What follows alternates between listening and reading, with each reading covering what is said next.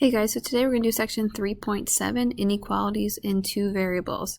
So think back to what it means to be an inequality. An inequality would have the greater than or equal to, the less than, or the less than or equal to.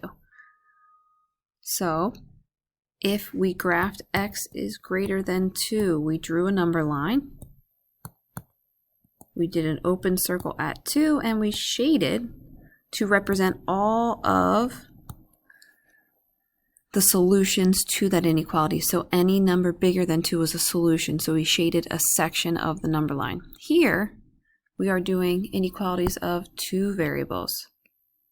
So we are going to be using the xy coordinate plane because the two variables that we're going to be talking about are x and y. So an inequality in the form ax plus by is greater than c, or in slope-intercept form here, is a linear inequality with two variables and has infinitely many solutions.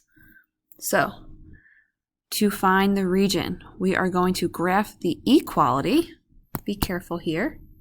We're going to graph the equality and then shade the appropriate region. Instead of an open circle like up here, if it is not equal to, we are going to have a dotted line. So if you want to write off to the side here, if you have a greater than or less than, you are going to do a dotted line.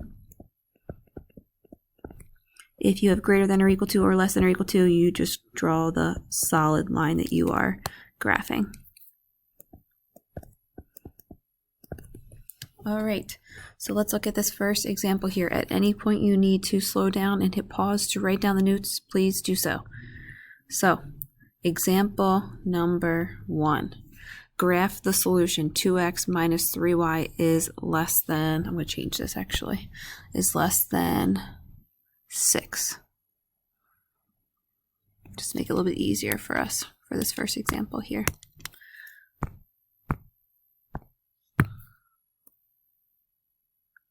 All right, so the first thing you need is to write it in slope-intercept form. So we are going to solve this equation for y. So move the 2x over, is less than negative 2x plus 6.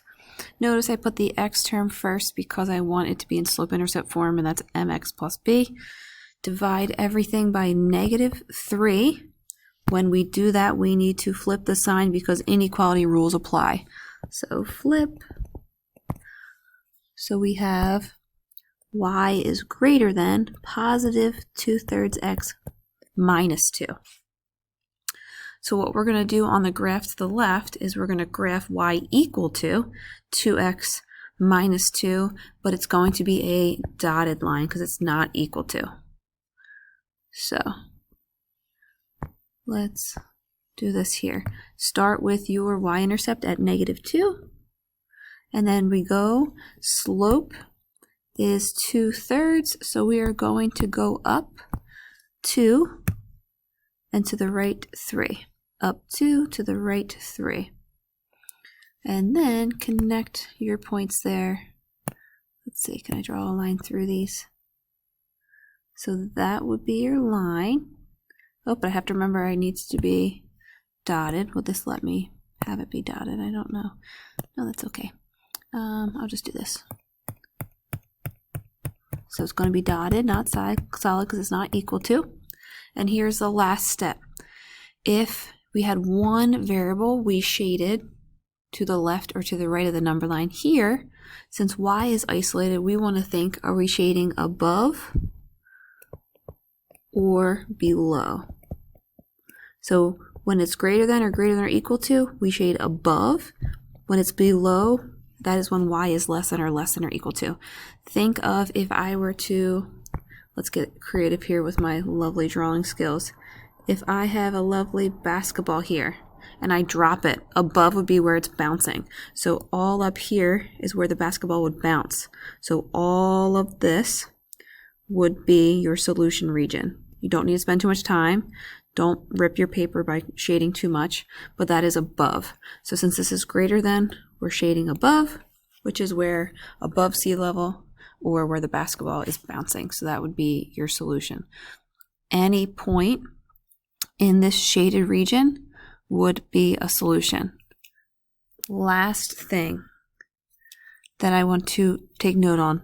In the number line, we had open circles, so I would like to change these 3 points here to be open circles. So this was -2, this one here, and this one here. Change them to open circles as well. Make sure you're using pencil for these ones so that you can make all these changes. All right, let's look at the second equation here. All right, so graph the solution for 2y minus 5 is less than or equal to x. So step 1, isolate your y, so move the 5 over. So 2y is less than or equal to x plus 5. Divide everything by 2, and you can do this as well to make it a little bit easier for yourself. Y is less than or equal to 1/2 x plus 5/2. And I kept the y-intercept to be a little bit trickier than just a whole number or integer. All right, so a couple things. It's less than, it's equal to, and our y-intercept has 5/2. So 5/2 is 2 1/2. So your y-intercept is going to be halfway between 2 and 3. And the slope is positive 1/2. So up 1 is at 3.5 and then over 2. Up 1 over 2. And connecting those this time, we can use this because it's a solid line. That's a terrible line. Whoop.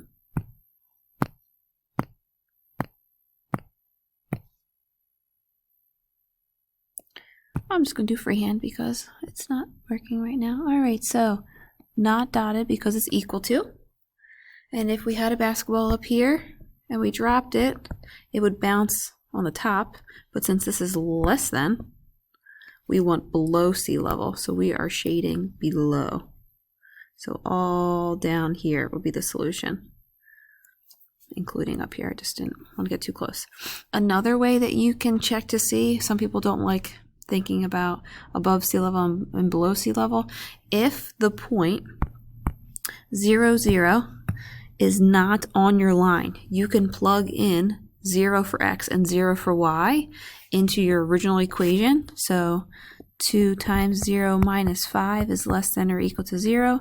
So -5 is less than or equal to 0. That is true.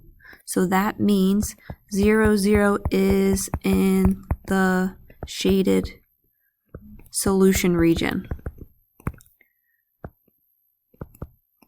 This method only works when 0, 0 is not on your line.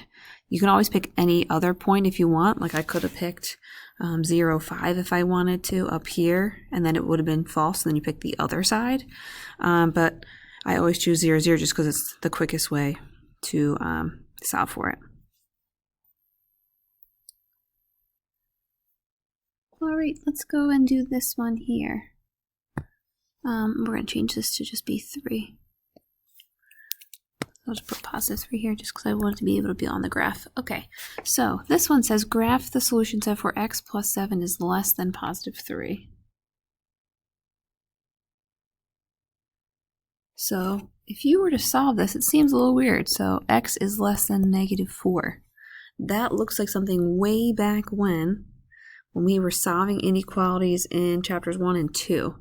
But the graph that I gave you is this xy coordinate plane. So if we think back to what it means for x to equal -4, what type of line is that?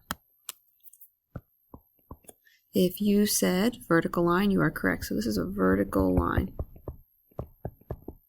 The old way for this one would be, here's -4, open circle, and we are shading to the left.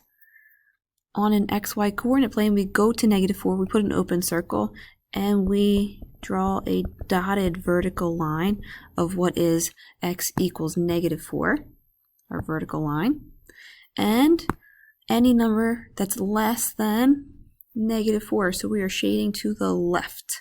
So this one we can't use the method of the basketball because we have a vertical line. And remember, vertical line is not a function, but it is a line, so we have to remember to do this example here. All right, last example for our section here.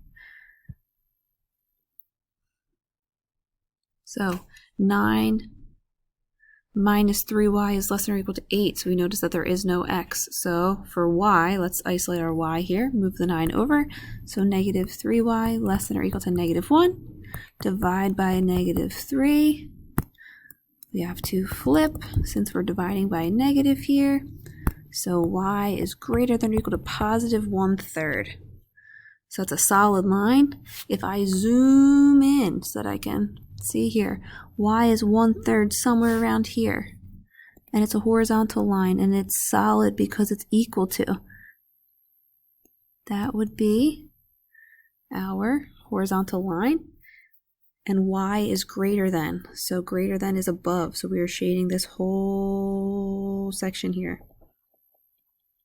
All right.